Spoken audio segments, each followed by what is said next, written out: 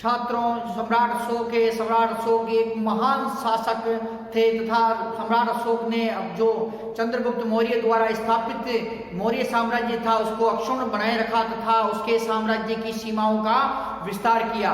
सम्राट अशोक महान योद्धा तथा कुशल सेनापति भी थे। उन महान सम्राट अशोक द्वारा जो निम्नलिखित राज्यों पर विजय प्राप्त की गई। तो छात्रों, अब हम देखते हैं सम्राट अशोक का साम्राज्य विस्तार, अर्थात सम्राट अशोक के साम्राज्य में कौन कौन से जो क्षेत्र आते थे, किन किन क्षेत्रों पर सम्राट अशोक द्वारा विजय प्राप्त की गई, तो उनके बारे में हम जो चर्चा करते हैं। तो छात्रों, सम्राट अशोक का साम्राज्य, सम्राट अशोक का साम्राज्य, सम्राट अशोक का साम्राज्य पश्चिमोत्तर प्रदेश, पश्चिमोत्तर प्रदेश,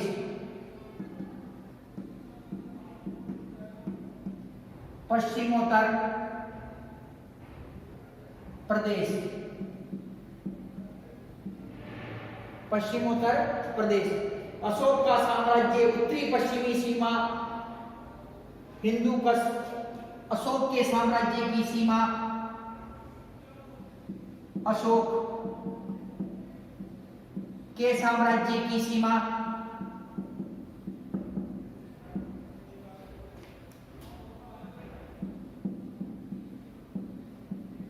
अशोक के साम्राज्य की सीमा उत्तरी पश्चिमी, अशोक के साम्राज्य की उत्तरी पश्चिमी सीमा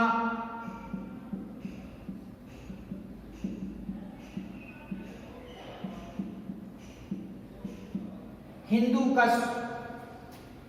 कुश तक थी, हिंदू कुश तक थी, हिंदू कुश तक थी। अफगानिस्तान,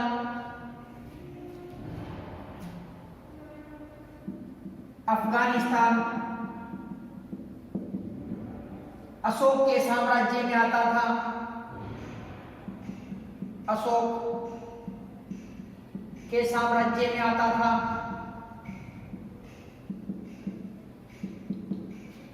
सम्राट अशोक के साम्राज्य की सीमा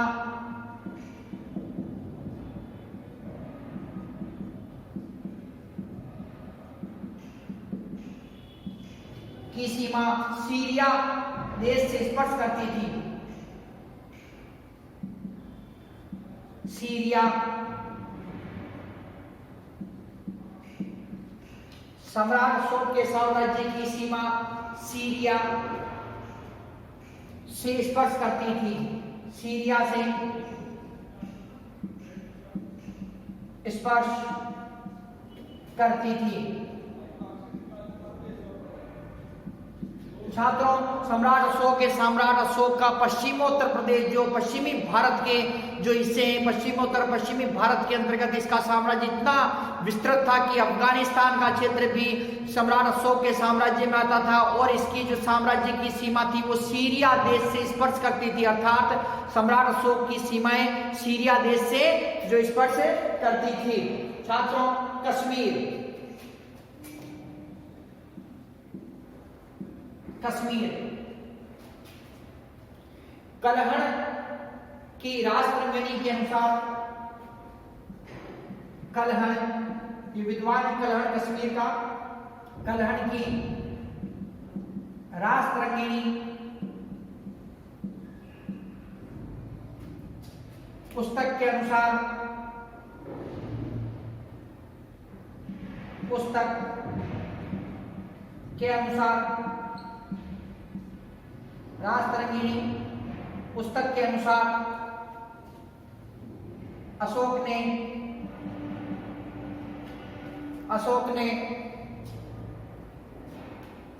झेलम नदी के किनारे, झेलम नदी के किनारे, अशोक ने झेलम नदी के किनारे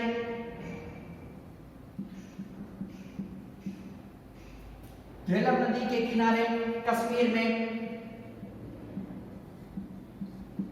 श्रीनगर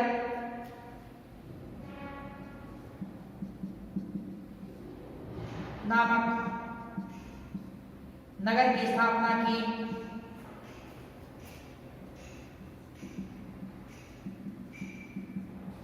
नामक नगर की स्थापना की। कश्मीर अशोक के अधीन था, अतः कश्मीर अशोक के साम्राज्य में आता था या अधीन था। अशोक के साम्राज्य में आता था। छात्रों, जो कलहण नामक विद्वान ने राजतरंगिणी नामक ग्रंथ लिखा और इस राजतरंगिणी ग्रंथ के अंदर जो ये बताते हैं कि अशोक ने झेलम नदी के किनारे कश्मीर में श्रीनगर नामक नगर की स्थापना की। छात्रों, इससे ये पता चलता है कि जो कश्मीर का क्षेत्र सम्राट अशोक के साम्राज्य में आता था। इस पर सम्राट अशोक शासन करता था। छात्रों, जो कलहण नामक विद्वान है, ये इसने जो क्रमबद्ध भारत का इतिहास प्रथम बार इन्होंने क्रमबद्ध लिखा और भारतीय इतिहास का जो जनक कहलाता है महर्षि वेदव्यास जी कहलाते हैं, जिन्होंने महाभारत नामक ग्रंथ लिखा तथा भारत के क्रमबद्ध इतिहास का जनक है, जो भारत का क्रमबद्ध तरीके से सिस्टमेटिक तरीके से बिल्कुल दिनांक वाइज लिखने में जिनका महत्वपूर्ण स्थान है वो कौन है? वो है कलहण। तो भारत के क्रमबद्ध इतिहास का जनक कौन कहलाता है? ये कलहण कहलाता है और इन्होंने अपनी पुस्तक राजतरंगिणी में भारत के क्रमबद्ध इतिहास का उल्लेख किया है, वर्णन किया है। छात्रों, नेपाल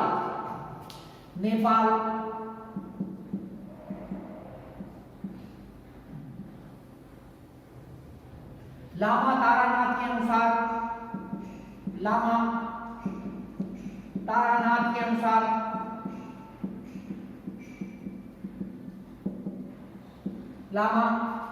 तारानाथ के अनुसार अशोक ने नेपाल में खास पर विजय प्राप्त की। अशोक ने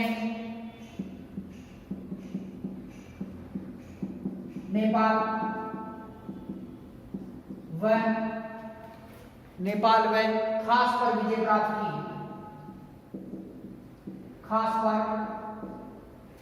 नेपाल में खास पर विजय प्राप्त की।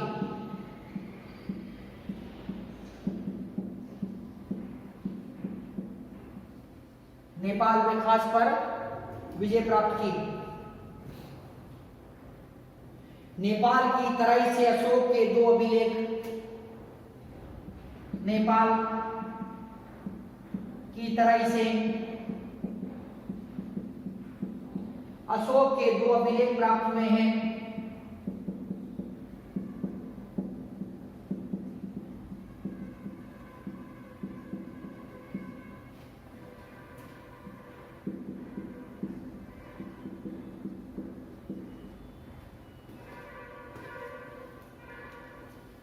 अशोक के दो अभिलेख प्राप्त हुए हैं।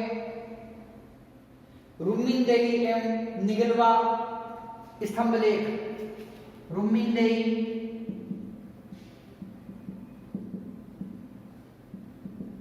स्तंभलेख व निगलवा स्तंभलेख दो अभिलेख प्राप्त हो रहे हैं अशोक के। रुम्मीदेई स्तंभलेख में निगलवा स्तंभलेख। अतः नेपाल अशोक के साम्राज्य में आता था। अतः नेपाल अशोक के साम्राज्य में आता था।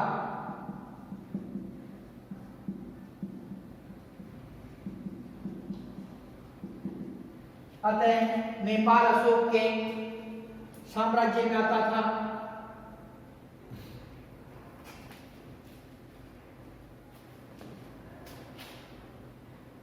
छात्रों, जो अशोक के साम्राज्य में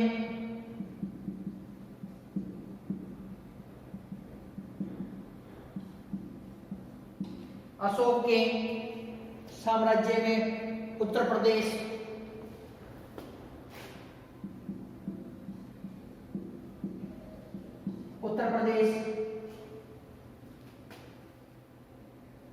मध्य प्रदेश मतलब मालवा,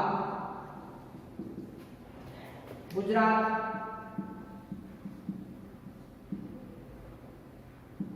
राजपूताना मतलब राजस्थान, पंजाब, सिंध, महाराष्ट्र, बिहार, उड़ीसा, बंगाल,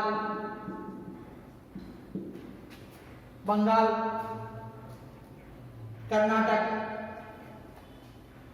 आंध्र प्रदेश,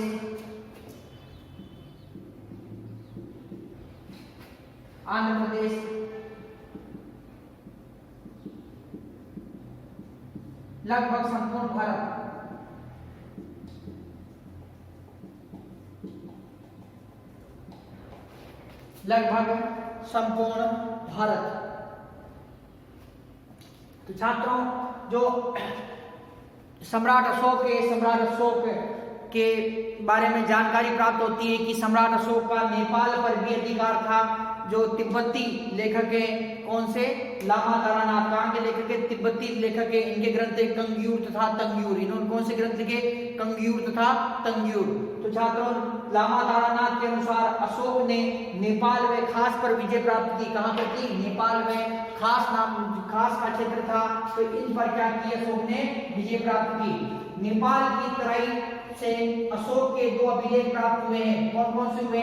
रुन्मिनदेही स्तंभ लेख तथा निगबला स्तंभ लेख। कौन से हुए? रुन्मिनदेही तथा निगबला का स्तंभ लेख जो ये प्राप्त हुए। अतः पता चलता है कि नेपाल पर सम्राट अशोक का राज्य था। अशोक के साम्राज्य में उत्तर प्रदेश, मध्य प्रदेश अर्थात मालवा का क्षेत्र, गुजरात, राजपूताना अर्थात राजस्थान का क्षेत्र, पंजाब, सिंध, महाराष्ट्र, बिहार, उड़ीसा, बंगाल, कर्नाटक, आंध्र प्रदेश, लगभग संपूर्ण भारत जो इसके साम्राज्य के अंदर आते थे। छात्रों, इसका साम्राज्य अत्यंत ही विस्तृत था। सीरिया से लेकर बंगाल तक इसकी सीमाएं तथा इसकी जो पश्चिम में सीमाएं थी, सीरिया से लेकर जो पूर्व के अंदर बंगाल तक इसकी सीमाओं का विस्तार था। उत्तर में कश्मीर से लेकर दक्षिण और तथा दक्षिण में संपूर्ण दक्षिणी भारत पर जो सम्राट अशोक का साम्राज्य था। तो छात्रों, इस प्रकार से जो सम्राट अशोक ने एक विशाल साम्राज्य की स्थापना की तथा इसके जो पितामह थे अर्थात इसके जो दादा थे चंद्रगुप्त मौर्य, तो उनके साम्राज्य को अक्षुण्ण बनाए रखा तथा उस साम्राज्य के अंदर और उसने वृद्धि की। छात्रों, अब हम देखते हैं कि सम्राट अशोक का जो एक महत्वपूर्ण युद्ध था कलिंग देश से युद्ध। किस देश से?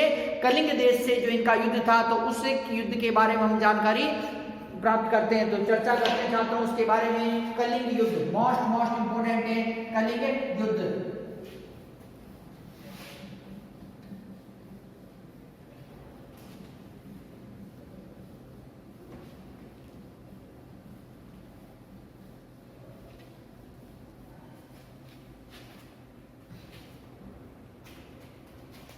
कलिंग युद्ध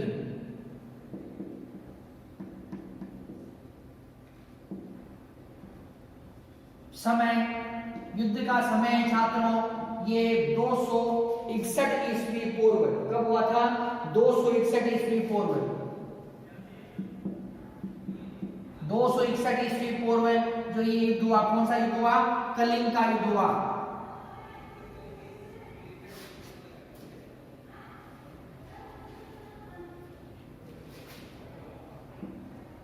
कलिंग युद्ध की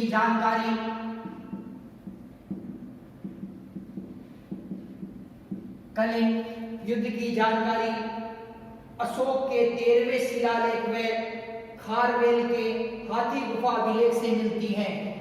जानकारी अशोक का 13वां शिलालेख, 13वां अभिलेख या 13वां शिलालेख हाथी गुफा का, खारवेल का, हाथी गुफा, हाथी गुफा अभिलेख,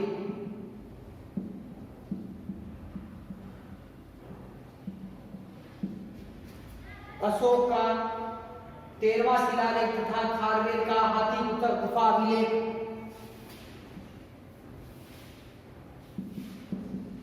चाणक्य का अर्थशास्त्र,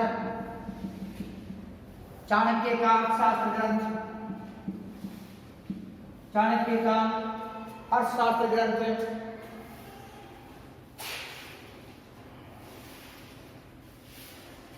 तो छात्रों जो हमें कलिंग युद्ध की जानकारी प्राप्त होती है 261 ईस्वी पूर्व, कब हुआ ये? 261 ईस्वी पूर्व हुआ। कलिंग युद्ध की जानकारी किससे प्राप्त होती है? अशोक का 13वां शिलालेख, अशोक का 13वें शिलालेख से प्राप्त होती है। खारवेल का हाथी गुफा अभिलेख से हमें ये जानकारी प्राप्त होती है। चाणक्य के अर्थशास्त्र नामक ग्रंथ से भी हमें ये जानकारी प्राप्त होती है।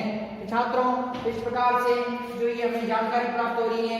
और छात्रों कारण, अब इसका कारण, कलिंग युद्ध का कारण क्या था? तो कलिंग युद्ध के जो कारण बताए गए छात्रों, कारणों के बारे में देखते हैं कि कारण, कलिंग युद्ध का कारण, तो कारण विभिन्न विद्वान इसके कारण अलग अलग बताते हैं। जैसे अर्थशास्त्र, अर्थात चाणक्य, चाणक्य क्या कारण बताता है?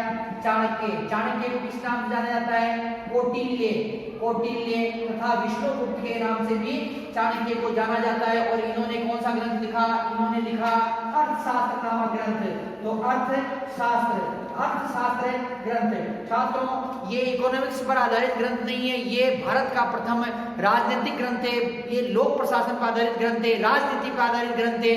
भारत का प्रथम राजनीतिक ग्रंथ कौन सा कहलाता है? आचार्य चाणक्य द्वारा लिखा गया ग्रंथ है अर्थशास्त्र।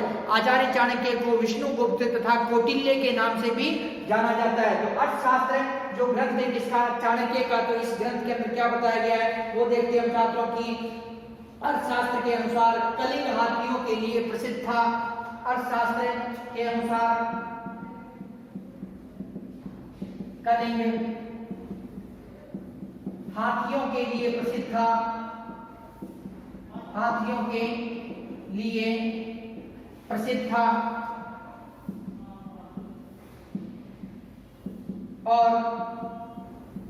अशोक इस क्षेत्र पर को प्राप्त करना चाहता था। अशोक इस क्षेत्र को प्राप्त करना चाहता था।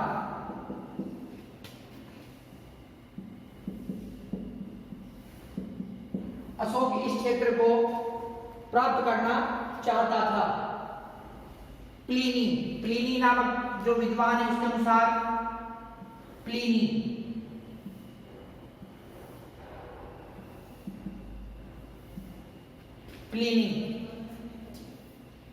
अशोक ने कलिंग के व्यापारिक महत्व को समझकर, प्लिनी क्या कहता है?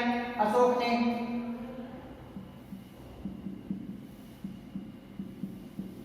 ने कलिंग के व्यापारिक महत्व को समझकर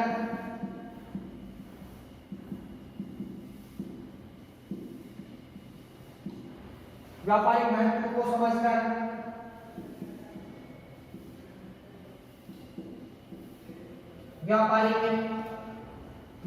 समझकर अशोक ने कलिंग के व्यापारिक महत्व को समझकर आक्रमण किया।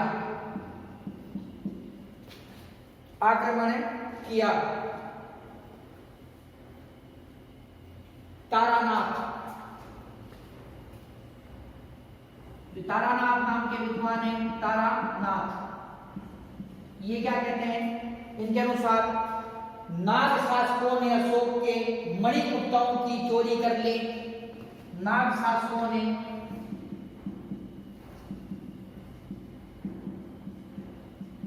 अशोक के मणिमुक्ताओं की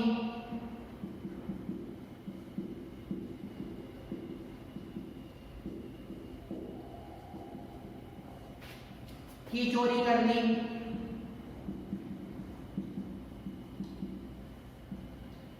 अतः अशोक ने कलिंग पर आक्रमण किया।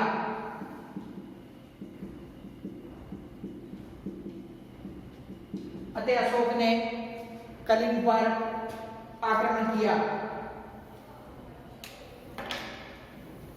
रोमिला थापर, रोमिला थापर नाम के विद्वान ही क्या बताते हैं? रोमिला थापर, रोमिला थापर। तो रोमिला थापर के अनुसार अशोक समुद्री व्यापार पर नियंत्रण करना चाहता था। अशोक समुद्री व्यापार पर नियंत्रण करना चाहता था।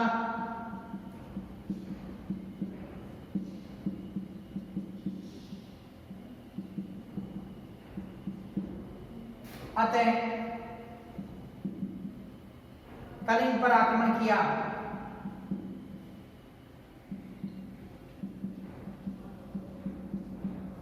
कलिंग पर आक्रमण किया। बोचगार्ड, बोचगार्ड नाम के विद्वान ही क्या बताते हैं छात्रों? ये बताते हैं कलिंग की भू राजनीतिक स्थिति में, कलिंग की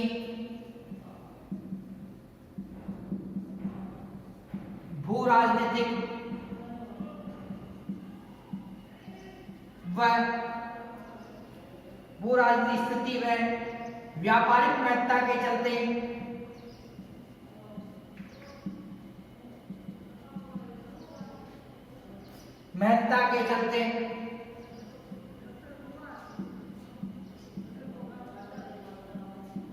अशोक ने आक्रमण किया। अशोक ने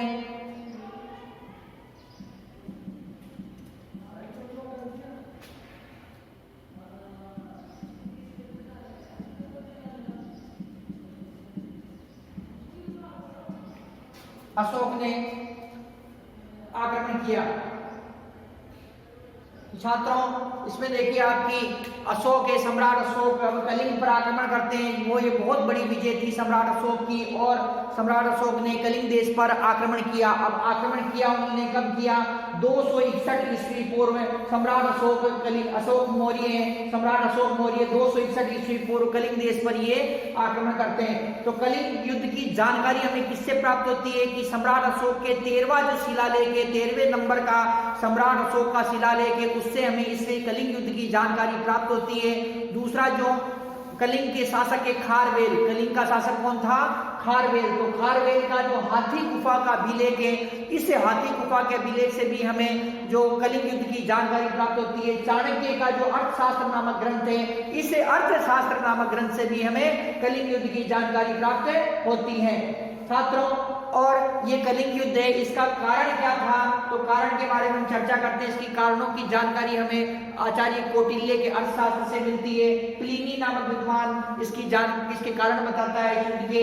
तारानाथ नाम के जो विद्वान है इसके कारण बताते हैं। बोचगार्ड नामक जो विद्वान है वो भी इसके कारण बताते हैं। तथा रोमिला थापर नाम के जो इतिहासकार है, तो ये भी क्या है कि इसका जो कारण बताते हैं। तो छात्रों कारण देखते हैं कि चाणक्य क्या बताते हैं कलिंग युद्ध के कारण। तो चाणक्य का ग्रंथ कौन सा है? अर्थशास्त्र। तो अर्थशास्त्र के अनुसार कलिंग हाथियों के लिए प्रसिद्ध था और अशोक इस क्षेत्र को प्राप्त करना चाहता था। तो चाणक्य ने अर्थशास्त्र में क्या बताया कि हाथियों के लिए कलिंग देश प्रसिद्ध था और इस क्षेत्र को अशोक प्राप्त करना चाहता था। इसीलिए जो सम्राट अशोक ने क्या किया कि कलिंग देश पर उन्होंने आक्रमण किया।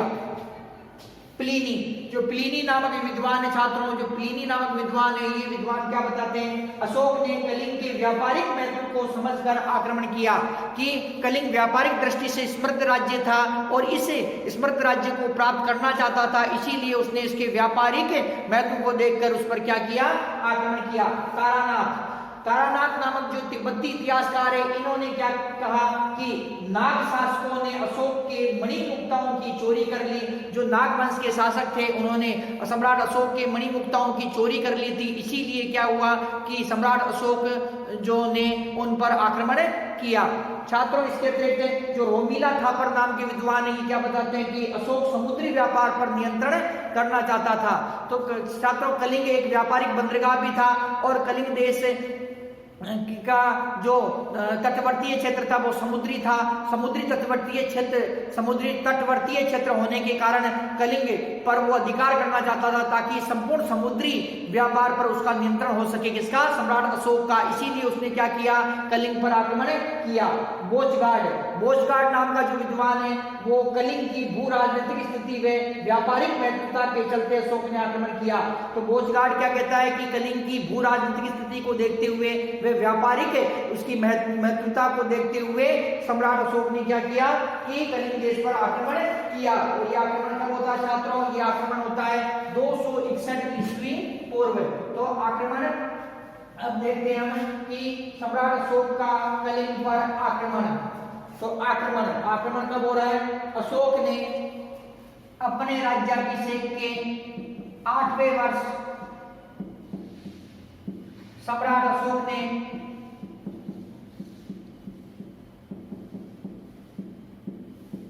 अपने राज्याभिषेक के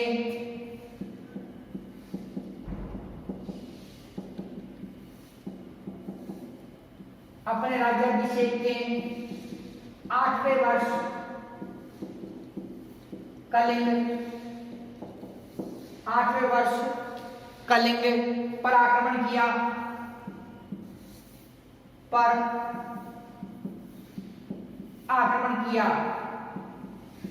कलिंग पर आक्रमण किया।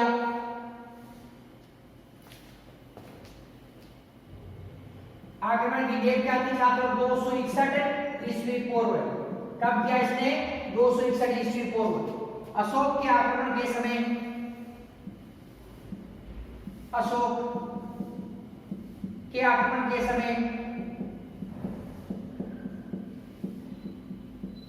कलिंग पर नंदराज नामक शासक राज्य कर रहा था। कलिंग पर नंदराज नाम का शासक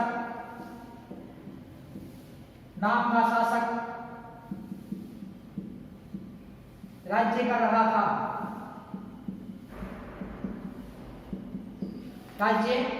रहा था। परिणाम जो यह आक्रमण होता है कलिंग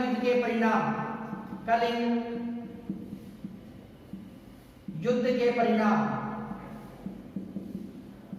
तो घातक परिणाम निकले छात्रों। इसके परिणाम क्या हुआ? सम्राट अशोक की विजय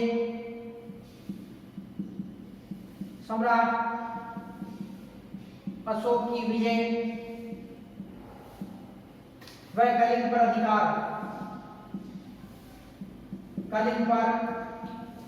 अधिकार। तो 261 ईस्वी पूर्व कलिंग पर अधिकार हुआ। किसका हुआ? सम्राट अशोक का हुआ। और सम्राट अशोक की इसमें क्या हुई? विजय हुई। अपार जनधन की हानि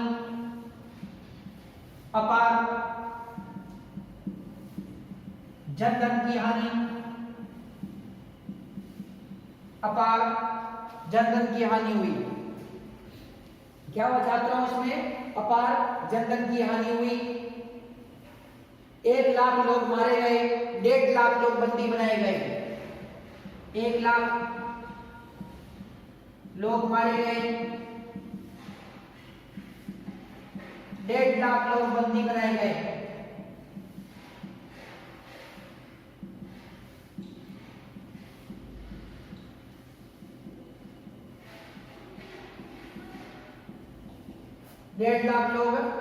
बनाए गए। कलिंग को 2 भागों में बांट दिया गया। कलिंग को 2 भागों में बांटा गया।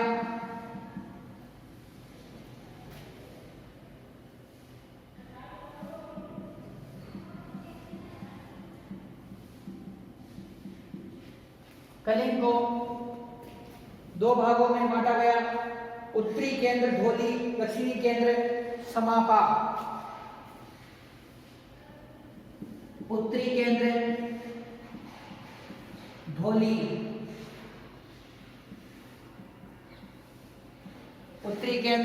धौली, दक्षिणी केंद्र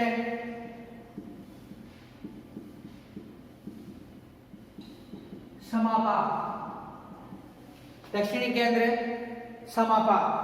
तो कलिंग को दो भागों में बांट दिया गया, उत्तरी केंद्र धौली तथा दक्षिणी केंद्र कौन सा था, समापा। तो इन दो भागों के अंदर जो कलिंग को बांट दिया गया। छात्रों, इसके अतिरिक्त जो उत्तरी केंद्र धौली की राजधानी तोसली, धौली की राजधानी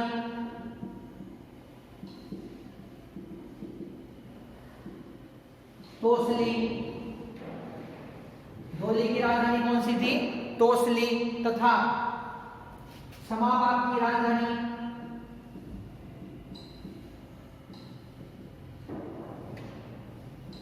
समापा की राजधानी जोगढ़, समापा की राजधानी जोगढ़। तो छात्रों, इसके अंतर्गत जो कलिंग देश है, कलिंग देश पर जो विजय प्राप्त की 261 ईस्वी पूर्व तथा 261 ईस्वी पूर्व, और इस विजय के व्यापक परिणाम निकले। तो छात्रों, सम्राट अशोक की विजय हुई और कलिंग पर अधिकार हो गया। सम्राट अशोक ने 261 ईस्वी पूर्व ये भयंकर युद्ध लड़ा और इसे महाभयंकर महाविनाशक युद्ध में सम्राट अशोक की विजय हो गई और अपार जनधन की हानि हुई। 1 लाख लोग इसके अंदर मारे गए, 1.5 लाख लोग इस जो युद्ध के अंदर बंदी बनाए गए। कलिंग जो का क्षेत्र था उसे 2 भागों के अंदर बांट दिया गया। तो कौन कौन से 2 भाग थे, उत्तरी केंद्र कौन सा था, उत्तरी केंद्र था धौली तथा दक्षिणी केंद्र था ये समापा। तो उत्तरी केंद्र कौन सा था, धौली, और धौली की जो राजधानी थी वो किसे बनाया गया, तोसली। धौली की राजधानी किसे बनाया गया, तोसली को बनाया गया, तथा दक्षिणी केंद्र समापा, समापा की राजधानी जोगढ़ को बनाया गया। और छात्रों, इस युद्ध के बाद में एक क्रांतिकारी घटना घटी कि सम्राट अशोक का हृदय परिवर्तित हो गया और सम्राट अशोक ने क्या किया, बौद्ध धर्म ग्रहण कर लिया। तो छात्रों, इस प्रकार से जो ये महाभयंकर युद्ध था।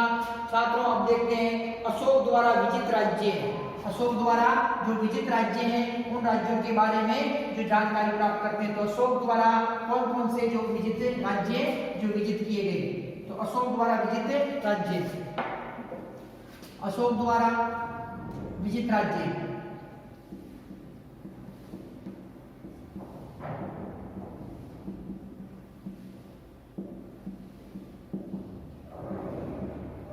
अशोक द्वारा विजित राज्य।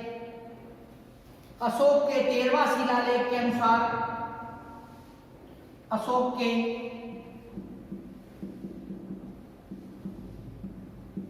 13वें शिलालेख के अनुसार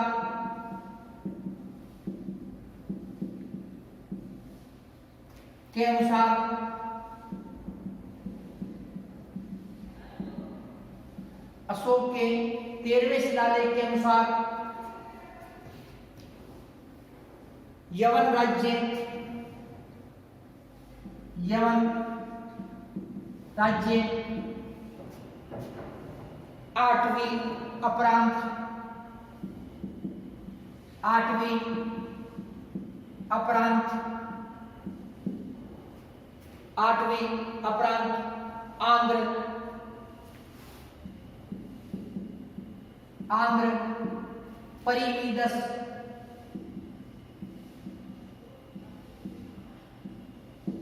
परिमीदस कंबोज, नाभक,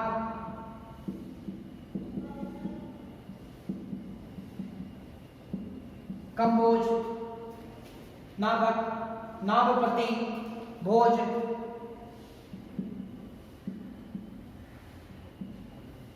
नाभपति, भोज,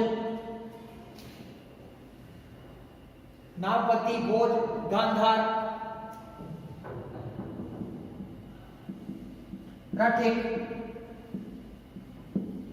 गांधार, रठिक, पेतनी, पेतनी, पेतनी राज्यों पर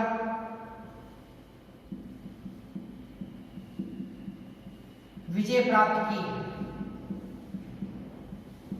जो सम्राट अशोक का 13वां शिलालेख है, 13वां शिलालेख जो अशोक की विजय के बारे में उल्लेख करता है और 13वें शिलालेख में स्पष्ट बताया गया है कि यवन राज्य, 8वीं राज्य, अपरांत, आंध्र, परिमिदस, कंबोज, नाभक, नाभपति, भोज, गांधार, रठिक, पेटनी, तो ये जो राज्य थे, इन राज्यों पर जो अशोक ने क्या किया, विजय प्राप्त की। तो छात्रों, राज्य कौन कौन से थे एक बार पुनः देखिए। अशोक के 13वां शिलालेख के अनुसार जो अशोक की विजय के बारे में उल्लेख करता है शिलालेख और बता रहा है कि यवन राज्य पर विजय प्राप्त की, 8वीं अपरांत, आंध्र, परिमिदस, कंबोज, नाभक, नागपति, भोज, गांधार, रठिक, पेटनी राज्यों पर अशोक द्वारा जो विजय प्राप्त की गई।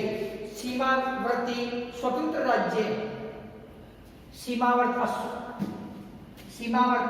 स्वतंत्र राज्य, अशोक के शासनकाल के अंदर जो सीमावर्ती क्षेत्र पर जो स्वतंत्र राज्य थे, तो उनकी वो जो जानकारी मिलती है वो कौन कौन से थे छात्रों, तो देखते हैं कि सीमावर्ती स्वतंत्र राज्य, सीमावर्ती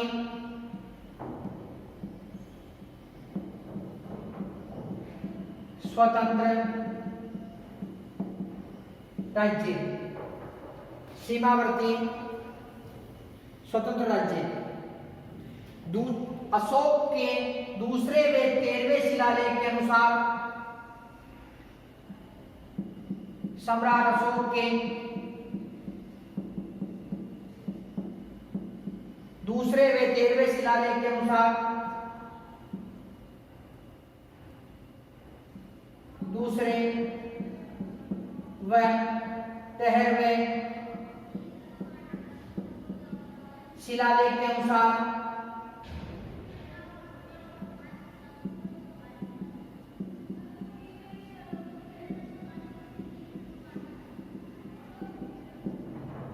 शिलालेख के अनुसार सम्राट अशोक के दूसरे व 13वें शिलालेख के अनुसार चोल, पांडे,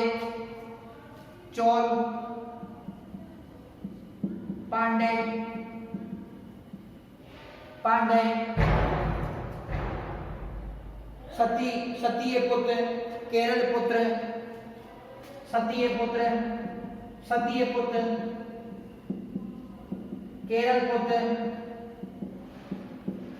केरल पुत्र, ताम्रपर्णी,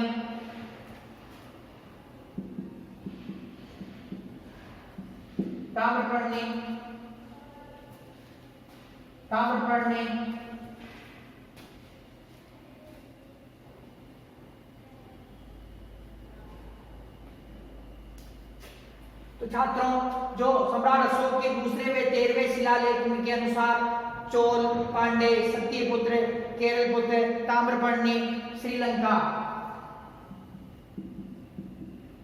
तो ये क्या थे कि स्वतंत्र थे। कौन कौन स्वतंत्र थे? चोल, पांडे, सत्यपुत्र, केरल पुत्र, ताम्रपर्णी, श्रीलंका, तो ये क्या थे? स्वतंत्र राज्य थे। अशोक का साम्राज्य विस्तृत हो चुका था और उसके साम्राज्य की सीमाएं इन जो देशों से स्पर्श हो रही थी। पड़ोसी राज्य, अशोक के शासनकाल में पड़ोसी राज्य,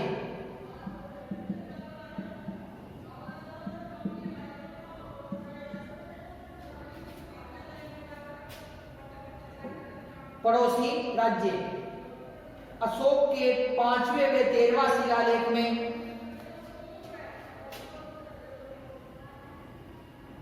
सम्राट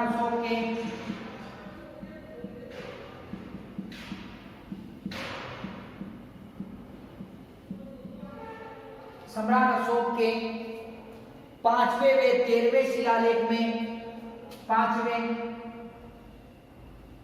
व 13वें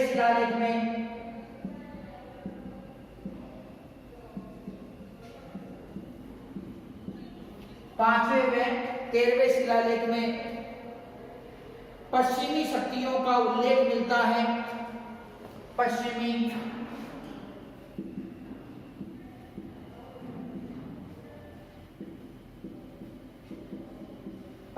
शक्तियों का उल्लेख मिलता है।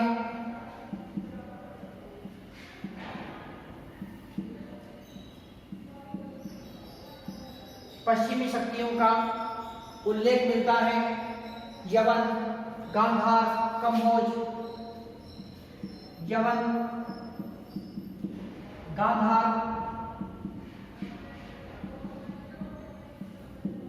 कम्बोज, इन पर सम्राट अशोक का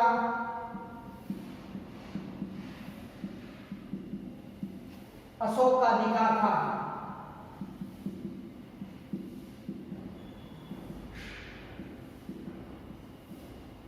इन पर सम्राट अशोक का अधिकार था।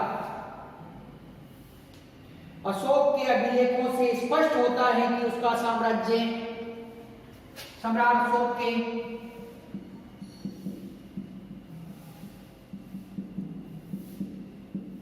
अभिलेखों से स्पष्ट होता है कि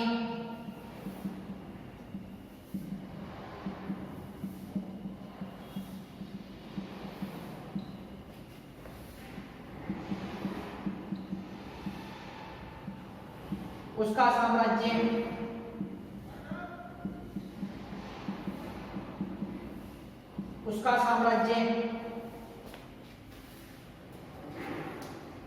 उत्तर पश्चिमी सीमा प्रांत, उत्तर पश्चिमी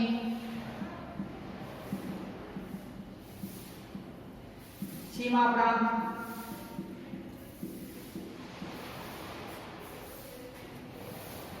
अफगानिस्तान,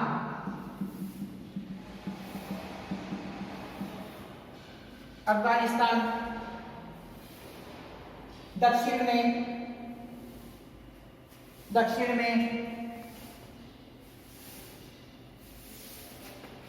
अफगानिस्तान,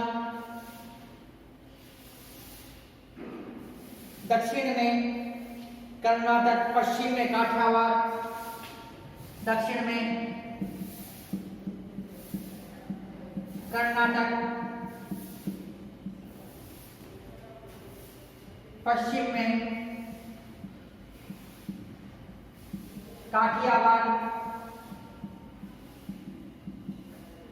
में काठियावाड़, पूर्व में बंगाल की खाड़ी, पूर्व में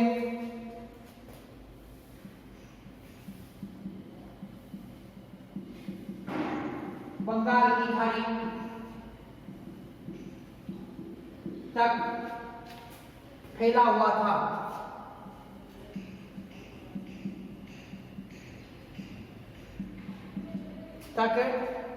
था। तो छात्रों, जो अशोक द्वारा विजित राज्य हैं उसके बारे में अशोक के 13वें शिलालेख के अनुसार यवन राज्य 8वीं अपरांत, आंध्र, परिमिडस, कम्बोज, नाभक, नागपति, भोज, कांधार, रठिक, पैतणी राज्यों पर जो अशोक द्वारा विजय प्राप्त की गई। सीमावर्ती जो स्वतंत्र राज्य हैं अशोक के शासनकाल के अंदर जो उसकी सीमाओं से स्पर्श करने वाले कुछ स्वतंत्र राज्य थे वो इस प्रकार से थे। सम्राट अशोक के दूसरे व 13वें शिलालेख में इस बात की हमें जानकारी मिलती है। तो किस शिलालेख में मिलती है? दूसरे व 13वें शिलालेख में हमें इस बात की जानकारी मिलती है कि सीमावर्ती क्षेत्रों में कुछ स्वतंत्र राज्य थे, जैसे चोल, पांडे, सत्यपुत्र, केरलपुत्र, ताम्रपर्णी व श्रीलंका। तो कौन से थे? चोल, पांडे, सत्यपुत्र, केरलपुत्र, ताम्रपर्णी व श्रीलंका।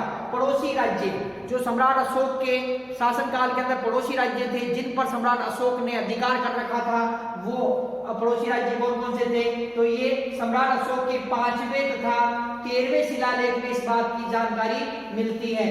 तो यवन, गांधार, कम्बोज, जो यवन, गांधार और कम्बोज, तो ये 3 शक्तियां थी, यवन, गांधार व कम्बोज। तो इन शक्तियों पर जो किसका राज्य था, ये इन शक्तियों पर अशोक ने जो अपना साम्राज्य स्थापित कर रखा था, यवनों को पराजित किया, गांधार क्षेत्र को पराजित किया, कम्बोजों को उसने पराजित किया और इस पर मौर्य वंश की पताका इसने फहराई। तो छात्रों, तो ये यवन, गांधार, कम्बोज ये अशोक के अधिकार में थे।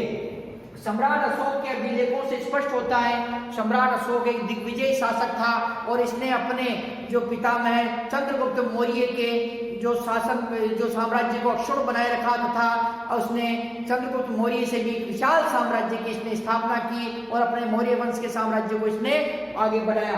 तो छात्रों, सम्राट अशोक के अभिलेखों से स्पष्ट होता है कि इसका साम्राज्य जो उत्तर पश्चिमी सीमा प्रांत, इसका साम्राज्य क्या था? उत्तर पश्चिमी सीमा प्रांत अफगानिस्तान, संपूर्ण अफगानिस्तान का क्षेत्र जो इसके साम्राज्य के अंदर आता था। दक्षिण में कर्नाटक, दक्षिण भारत के अंदर ये कर्नाटक तक का क्षेत्र सम्राट अशोक के साम्राज्य में आता था। पश्चिम में काठियावाड़ अर्थात गुजरात का जो संपूर्ण क्षेत्र है ये सम्राट अशोक के क्षेत्र में आता था और पूर्व में बंगाल की खाड़ी तक का क्षेत्र जो सम्राट अशोक के साम्राज्य के अंदर आता था। तो इस प्रकार से छात्रों, सम्राट अशोक ने एक विशाल साम्राज्य की जो स्थापना की। छात्रों, अशोक का धर्म के बारे में हम जानकारी प्राप्त करते हैं कि अशोक किस धर्म का अनुयायी था। तो छात्रों, प्रारंभ में ये वैदिक धर्म का अनुयायी था, भगवान शिव का उपासक था। जब ये विजय प्राप्त कर रहा था तो उस समय भगवान शिव का उपासक था और कलिंग युद्ध के बाद में इसने 261 ईस्वी पूर्व जब कलिंग युद्ध हुआ उसके अंदर भारी नरसंहार हुआ। उस नरसंहार से व्यथित होकर इसने क्या किया कि बौद्ध धर्म ग्रहण कर लिया। परंतु छात्रों, इसके धर्म के बारे के अंदर जो विद्वानों के अंदर मतभेद है तो हम देखते हैं कि अशोक का जो धर्म है उसके बारे में चर्चा करते हैं। तो अशोक का धर्म, तो अशोक का धर्म क्या था?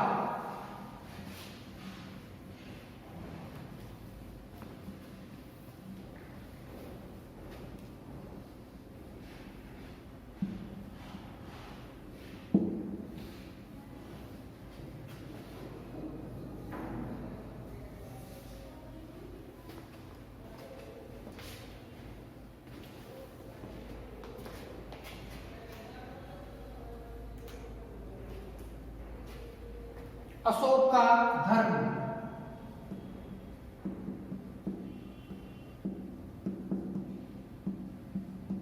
अशोक का धर्म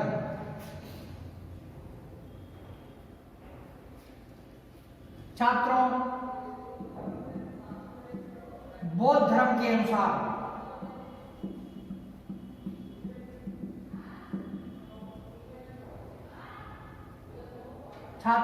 बौद्ध धर्म के अनुसार अशोक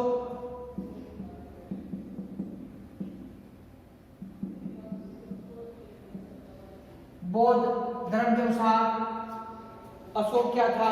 बौद्ध था। अशोक का धर्म क्या था? अशोक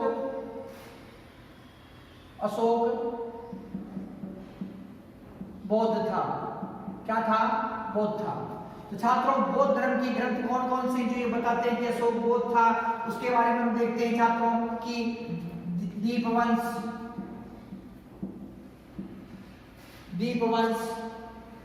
महावंश,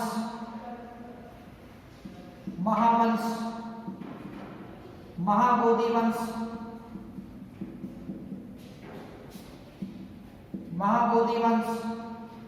दिव्यावदान,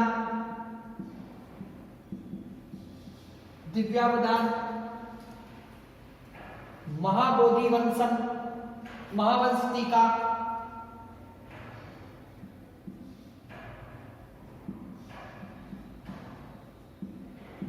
टीका, अशोकावदान,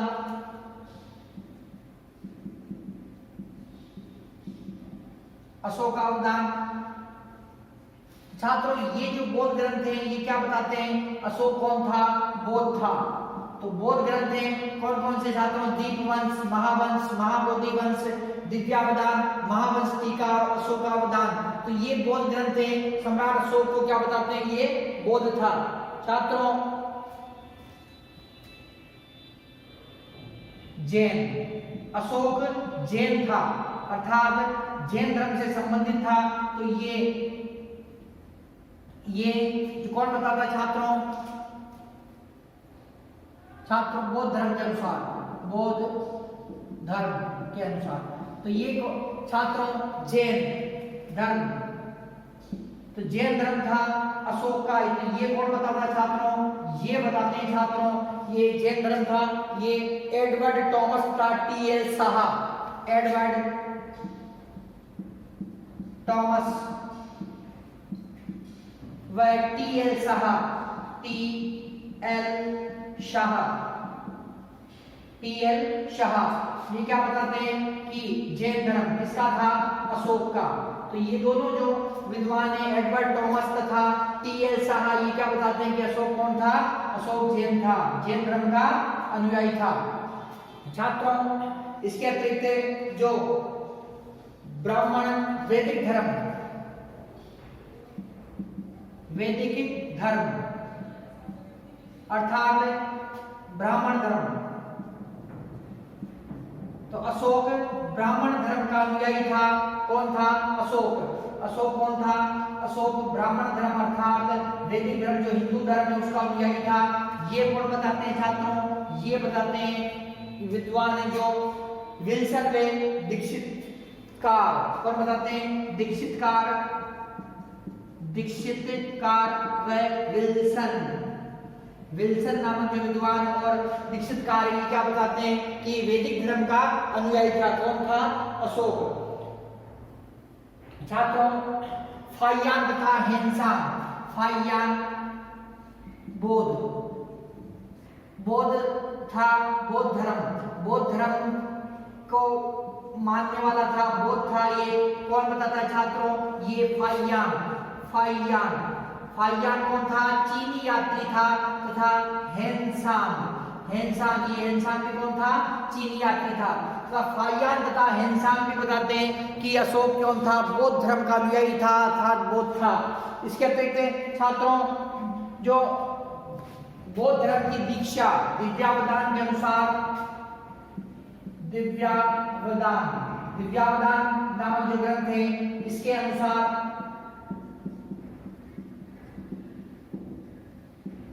अशोक को बौद्ध धर्म की दीक्षा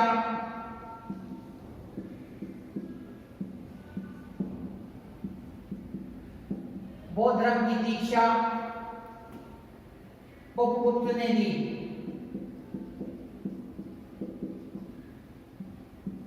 बौद्ध धर्म की दीक्षा उपगुप्त ने दी। तो बौद्ध धर्म की दीक्षा किसने दी छात्रों? कि उपगुप्त ने दी। तो छात्रों इस प्रकार से जो सम्राट अशोक है, तो सम्राट अशोक के जो बारे में बताया गया कि बौद्ध धर्म के अनुसार, अर्थात जो बौद्ध धर्म के अनुसार जो सम्राट अशोक है वो कौन था? बौद्ध था। तो दीपवंश, महावंश, महाबोधि वंश, दिव्यावदान, महावंश, टीका तथा अशोकावदान नाम के बौद्ध ग्रंथ क्या बताते हैं? सम्राट अशोक कौन था? बौद्ध था। साथ ही जो फाहियान तथा हेनसांग नामक विद्वान है, फाहियान और हेनसांग, फाहियान जो ये गुप्त वंश के अंदर, गुप्त वंश के राजा चंद्रगुप्त विक्रमादित्य जो चंद्रगुप्त द्वितीय के नाम से भी जाने जाते हैं, गुप्त वंश के शासक है, उनके समय में ये चीनी यात्री भारत में आया। और ये हेनसांग है, ये हेनसांग सम्राट हर्षवर्धन के शासनकाल में 7वीं शताब्दी के अंदर भारत में आया और इन्होंने अपने यात्रा वृत्तांत में जो ये बताया है कि सम्राट अशोक कौन था? बौद्ध था। छात्रों जो जैन धर्म, जो ये एडवर्ड टॉमस तथा टी.एल. शाह नाम के विद्वान है, जो एडवर्ड टॉमस तथा टी.एल. शाह नाम के विद्वान सम्राट अशोक को क्या बताते हैं? ये जैन धर्म का अनुयायी था। छात्रों वैदिक धर्म अर्थात सम्राट अशोक है, ये वैदिक धर्म का अनुयायी था। कौन बताते हैं? दीक्षितकार और विल्किंसन। दीक्षितकार और विल्किंसन क्या बताते हैं कि अशोक कौन था? वैदिक धर्म का अनुयायी था। तो ये बताते हैं, कौन बताते हैं छात्रों? ये दीक्षितकार तथा विल्सन नाम के विद्वान। दिव्यावदान नामक जो बौद्ध ग्रंथ है, इस दिव्यावदान नामक बौद्ध ग्रंथ में बताया गया है कि उपगुप्त नामक जो बौद्ध भिक्षु था उसके सानिध्य में अशोक ने बौद्ध धर्म ग्रहण कर लिया। छात्रों तो इस प्रकार जो अशोक के धर्म के बारे में क्या है कि विवाद है। प्रारंभ में जब ये विजय कर रहा था उसमें भगवान शिव का उपासक था और बाद में ये बौद्ध धर्म का जो अनुयायी बन गया।